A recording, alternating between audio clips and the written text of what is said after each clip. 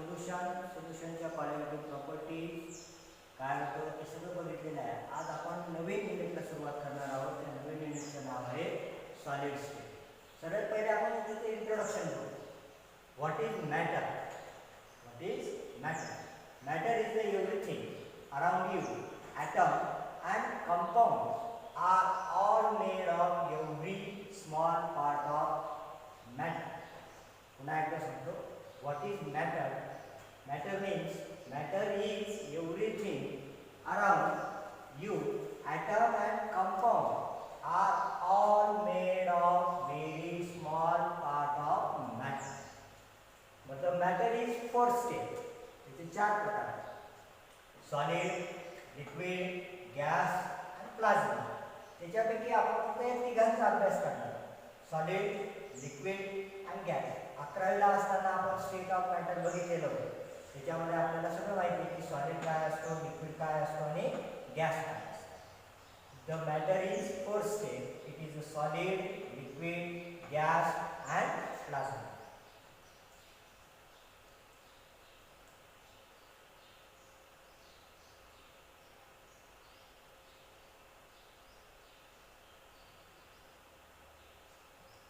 आता सॉलिड स्टेटचा आपण अभ्यास करत असताना सॉलिड स्टेटचे दोन प्रकार पडतात. पहिला आहे क्रिस्टलाइन सॉलिड आणि दुसरा आहे अमॉर्फस सॉलिड. त्याच्यापैकी आज आपण क्लासिफिकेशन ऑफ क्रिस्टलाइन सॉलिड बघणार. मग crystalline solid are classified into four types. त्याच्यामधला पहिला आहे आयोनिक सॉलिड. आयोनिक सॉलिड म्हणजे काय? It is a made up of positive and negative ions and held together by electrostatic attraction. They are characterized by very high melting point and brittleness and poor conductor in the solid state. नीट लक्षात घ्या. Ionic solid कोणाला म्हणायचं? It is a made up of positive and negative ion. कशाने तयार झालेला आहे तो? Positive आणि negative ion. And held together. ते दोघं एकत्र येते by electrostatic attraction. As an example, that is table salt, NaCl, cation is a smaller size. नीट लक्षात घ्या. याच्यामधला cation जो असेल तो काय असेल? स्मॉलर साइज आणि anion आर लार्जर रेंज. इथे दिलेले आहे की सर्वात जास्त बिग साइजचा कोण असेल? anion असेल. Big size means negative ion आणि cation means positive ion. Positive हा स्मॉल असेल आणि anion हा लार्जर. हा झाला पहिला प्रकार आयोनिक सॉलिड. दुसरा मॉलिक्युलर सॉलिड. आता मॉलिक्युलर सॉलिड म्हणजे काय? Molecular crystal typically consist of molecule at the lattice point of the crystal held together by relatively weak intermolecular forces or hydrogen bond. आपण हायड्रोजन बॉन्ड शिकलेलो आहे water molecules. पुन्हा एकदा सांगा. Molecular crystal typically consist of molecules at the latex point of the crystal held together by relatively weak intermolecular force or hydrogen bond. Second point, some molecular crystals such as ice have molecules held together by hydrogen bond characterized by low melting point and flexibility and are poor conductor. हे झालं molecular solid. Second हे झालं hydrogen bond. तुम्हाला सांगितलं होतं की हे आपण आठवड्याला शिकलेलं आहोत. This is the structure of ice. हे स्ट्रक्चर कोणाचं आहे? आईसचं आहे. There is present hydrogen bond. त्याच्यामध्ये काय प्रेझेंट आहे? हायड्रोजन बॉन्ड आहे.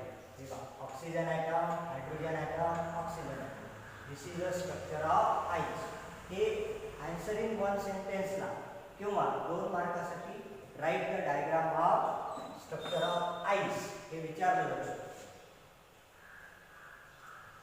Types of molecular solid. Molecular सॉलिडचे 3 प्रकार पडतात. त्याच्यापैकी पहिला आहे polar molecules, non polar molecules. आपण पोलर मॉलिक्युल्स म्हणजे काय ते पाहू. The attraction forces operating between the molecules in solid state are dipole forces in positive charge atom. ये लक्षात घ्या. मॉलिक्युलर मॉलिक्युलर सॉलिडचा पहिला प्रकार आहे पोलर मॉलिक्यूल. पोलर मॉलिक्यूल म्हणजे काय? The attraction forces operating between the molecule in solid state are dipole force in positive charge atom. म्हणजे जो पोलर मॉलिक्यूल असेल तो कोणाच्या मध्ये होईल? फक्त पॉझिटिव्ह चार्जच्या मध्ये. त्याचं एक्झाम्पल आहे सॉलिड HCl. आता नॉन पोलर मॉलिक्यूल म्हणजे काय? The attraction forces operating between the molecules are van der Waals forces, that is also called as depression force. The example of such as solid are dry ice, solid iodine crystal. Bonding in same atom. The example आहे iodine आणि hydrogen H2 and I2. पुन्हा एकदा सांगा. The attraction forces operating between the molecules are van der Waals forces, that is also called as depression forces. The example of such as solid are dry ice, that is solid iodine crystal, and bonding in same atom, iodine and hydrogen. हा झाला polar molecule, हा झाला non polar molecule. तिसरा जो प्रकार पडतो त्याचा आहे hydrogen bonded molecular solid. The hydrogen atom in a molecule bonded covalently to any strongly electronegative atom like sulfur, oxygen, nitrogen or halogen atom. The halogen atom कोणते? chlorine, bromine, iodine and fluorine. The hydrogen acquire positive charge. कोणाला acquire करतील? Positive charge. And other act as negative charge. They form strong bond is called as hydrogen bonded molecular solid. That is the example of HCl, NH3 and H2. हे परीक्षेला याचे definition विचारले जाऊ शकते. Hydrogen bonding, hydrogen bonded in molecular solid. पुन्हा एकदा सांगा. The hydrogen atom in a molecule bonded कशाला बॉन्डेड होते? ते कोव्हॅलेंट. कोव्हॅलेंट म्हणजे कोणता? सहसंयोजी बंध. To any strongly negative atom, कोणत्याही निगेटिव्ह ॲटमला. लाईक कोणते पाहिजे ते? सल्फर, ऑक्सिजन, नायट्रोजन और हॅलोजन ॲटम. हॅलोजन ॲटम कोणते आहे? Chlorine, bromine and iodine. They hydrogen acquire positive charge. कोणाला ॲक्वायर करते? ते positive charge. And other as negative charge.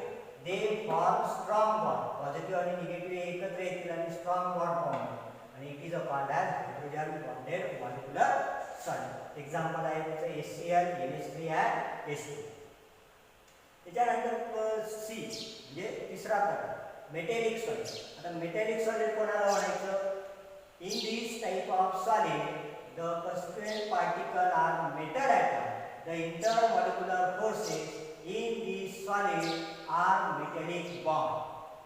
The bonding electrons are delocalized over the space of the crystal and have freedom to move from one end to another. ह्याच्यामध्ये काय आहे की जे constituent particle of metal असतील, intermolecular forces, दिस solid R metallic bond. हे metallic bond form होतात. and the bonding electron are delocalized over the space of the crystal and have freedom. त्यांना स्वातंत्र्य असेल की एका जागेवरून दुसऱ्या जागेवर जाऊ शकतात. move to one end to another. they are movable म्हणजे ते हालतात and they are movable and they are good conductors of heat and electricity. They are good conductor of heat and electricity. They possess bright luster. They have melting and boiling point. त्याचा melting point and boiling point काय असेल? हाय असेल. इथे जे positive charge दिलेले ते काय असतील? Metal cation. आणि निगेटिव्ह चार्ज जे असतील ते डिलोकलाइज्ड इलेक्ट्रॉन असतील. Delocalised. The covalence. In this type of solid, the constituent particles are atoms of same and different elements connected to each other by covalent bond. Example is a diamond. It contains only carbon atom. All carbon atom in diamond is sp3 hybridization. नीट लक्षात घ्या. Covalent solid काय असतो? In this type of solid the constituent particle are atoms of same or different elements connected to each other by covalent bond. मग त्याचं example आहे diamond. हे आपण 11वीला असताना शिकलेलो आहोत diamond. It contain only carbon atom, त्याच्यावर फक्त कार्बन ॲटम असतात आणि all carbon atom in diamond is sp3 hybridization. These solid are also called network solid. म्हणजे या सॉलिडला आपण दुसरं नाव काय देणार, नेटवर्क सॉलिड. कारण the covalent bond extend in three-dimensional forming and gain interlocking structure. Some example of covalent solid are diamond, silicon carbide and aluminum nitride. हे डायमंडची figure आणि तिकडची जी असते ती ग्राफाइटची फिगर. हे आपण 11वीला असताना शिकलेलं. पुन्हा 12वीला जर क्वेश्चन विचारला गेला write the structure of diamond आणि write the structure of graphite, तर आपल्याला ही फिगर काढता येईल.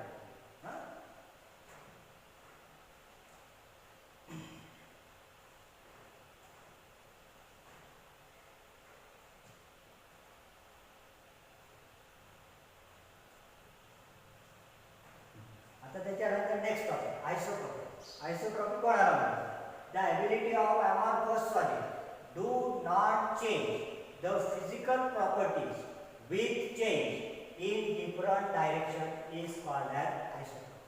पुन्हा एकदा isotropic means the ability of amorphous solid do not change. जे amorphous solid असेल त्याची जी क्षमता असेल ती कधीही बदलणार नाही. The physical property with change. Physical property काय होती? बदलते. In change in different direction. It is called as because in amorphous solid arrangement is irregular. कारण amorphous solid मध्ये जी arrangement असते ती कशी असेल? irregular and same in all direction. His physical properties are not changed. Physical property. आता physical properties कोणत्या? Refractive index, electrical conduction and dielectric constant.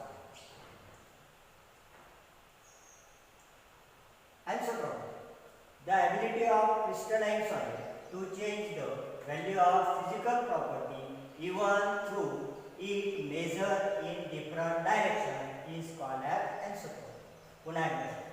The ability of crystalline solid to change the value of physical properties even through it measured in different direction is called as anisotropy. Because in crystalline solid arrangement is regular. Crystalline solid ची arrangement कशी असेल? regular and same in all direction. इकडे काय होतं? different direction. इथे काय आहे? same all direction. His physical property are changed. आणि physical property पुन्हा कोणते? refractive index, electrical conduction, dielectric constant of crystalline solid change with change in direction. इथे ही फिगर काढलेली नीट बघा. इकडनं डायरेक्शन जाताना बघा हा कलर कोणता? हा एक colour and alternately straight E F. आता ही बी ए बी बघू. ए बी कशी आहे? Same direction. सगळेच्या सगळे क्रिस्टल सारखे आहेत. त्याच्यानंतर डी सगळेच्या सगळे क्रिस्टल सारखे.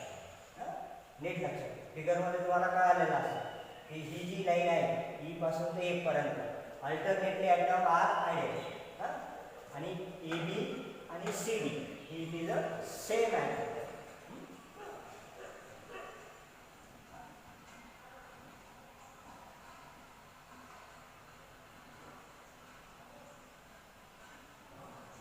Covalent and network solid. Covalent bonds are strong and directional in nature. Therefore, atoms are held very strongly at their position.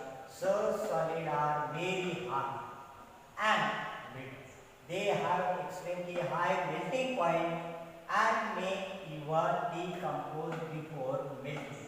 There are insulators and do not conduct electricity. This example I have diamond and silicon carbide. Another diamond figure is silicon carbide. In graphite, carbon atoms are arranged in different layers and each atom is covalently bonded to 3 and its neighboring atom in the same layer which can slide one over the other. This makes graphite a soft solid and good solid lubricants. Fluorescence introduction. Fluorescence म्हणजे काय? Fluorescence is any molecule composed entirely of carbon in the form of halosphere. Halosphere म्हणजे काय? Spherical substance. Aba spherical. इथे structure. Spherical display of tube. तुमच्या आकारामध्ये. Spherical fluorescence are also called as Becky points.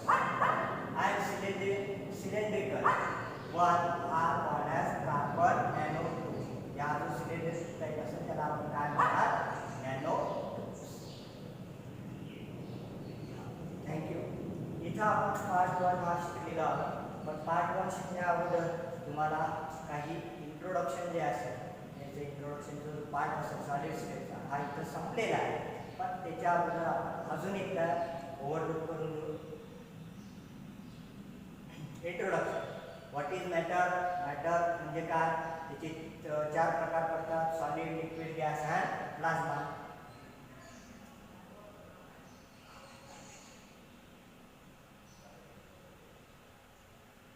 Classification of crystalline solid. त्याच्यापैकी पहिला आहे ionic solid, दुसरा आहे molecular solid. हे स्ट्रक्चर आहे स्ट्रक्चर ऑफ आईस. हे परीक्षेला विचारलं जाऊ शकतं. मॉलिक्युलर सॉलिडचे पुन्हा प्रकार पडतात: polar molecule, non polar molecule आणि हायड्रोजन बॉन्डेड मॉलिक्युलर सॉलिड. आणि तिसरा जो प्रकार आहे तो मेटॅलिक सॉलिड. त्याच्यानंतर चौथा आहे कोव्हॅलंट सॉलिड. कोव्हॅलंट सॉलिडमध्ये त्याचे एक्झाम्पल डायमंडचं हे स्ट्रक्चर आणि ग्राफाइटचं स्ट्रक्चर. त्याच्यानंतर आपण आता कोव्हॅलंट अँड नेटवर्क सॉलिड, पुन्हा डायमंडचं स्ट्रक्चर आणि सिलिकॉन कार्बाइडचं स्ट्रक्चर. फ्लोरोसन्स.